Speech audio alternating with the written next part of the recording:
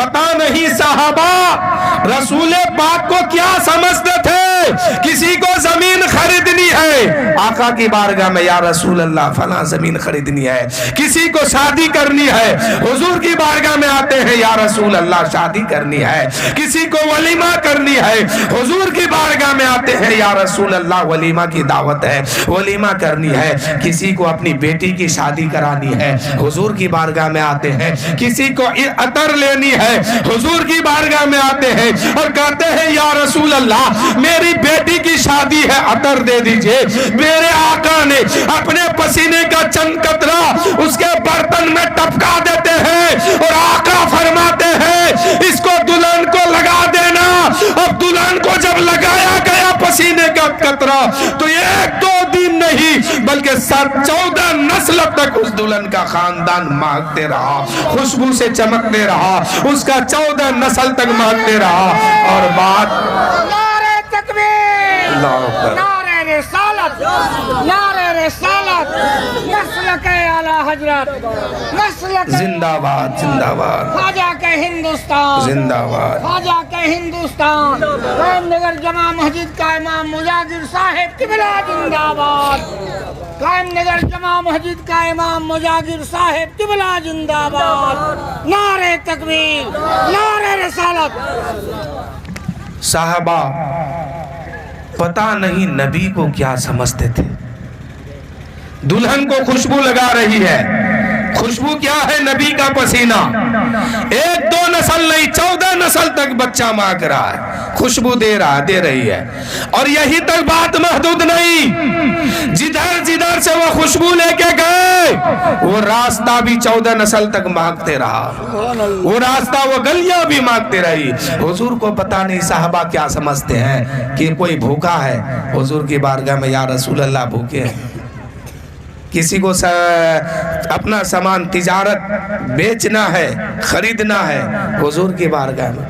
ایک صحابی تو ایسا بھی تھے، بازار میں کوئی پھل نیا نکلتا تھا نا، اس کو لے کر کے آتے تھے اور حضور کی بارگاہ میں تحفہ پیش کرتے تھے اور کہتے تھے یا رسول اللہ یہ تحفہ ہے قبول کیجئے. اور ادھار لے کے آتے تھے. غریب صحابی تھے، نبی کی محبت میں وہ مچلنے والے تھے. ان کے ذہن میں یہ بات تھی کہ بازار میں جو نیا پھل آئے گا سب سے پہلے میرا رسول کھائیں گے، اس کے بعد ہی کوئی کھائے گا. سبحان اللہ. ادھار لے کے آتے تھے. حضور کی بارگاہ میں کیا کہتے ہیں یا رسول اللہ تو تحفہ ہے قبول کر لیجئے. حضور اس کو لیتے تھے، کھاتے تھے، صحابہ میں بانٹ دیتے تھے. کچھ دن، ایک دن گزرتا، دوسرا دن کہتے حضور کل جو پھل ہم لائے تھے نا اس کا پیسہ دیجئے. حضور نے فرمایا تو بولا تھا کہ تحفہ ہے. تو اس نے کہا ہاں یا رسول اللہ میں نے تو تحفہ ہی سمجھ کے پیش کیا تھا، لیکن وہ دکاندار نہیں مان رہا ہے، اس کو پیسہ دینا ہے. میں تو تحفہ ہی دے رہا ہوں لیکن یا رسول اللہ دکاندار نہیں مانگ رہا ہے. حضور اس صحابی سے بہت محبت کرتے تھے اور اپنا پیسہ نکال کے اس کو دیتے تھے اور جاؤ دکاندار کو دے دو. پتہ نہیں حضور کو صحابہ کیا سمجھتے تھے.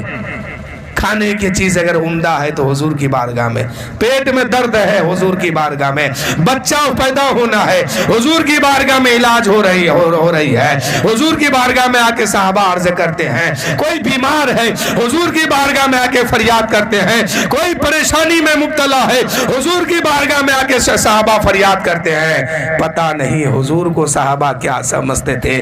سب چمک والے اجلوں میں چمکا کیے، اندھے شیشوں میں چمکا ہمارا نبی. اور کون دیتا ہے دینے کو منہ چاہیے، دینے والا ہے سچا ہمارا نبی، دینے والا ہے سچا ہمارا نبی. اور کیا بتاؤں کیا ملی دل کو یہ خبر، کیا بتاؤں کہ ملی دل کو کتنی خوشی جب یہ مژدہ سنا کہ میں مدینے چلا آپ مدینے چلے.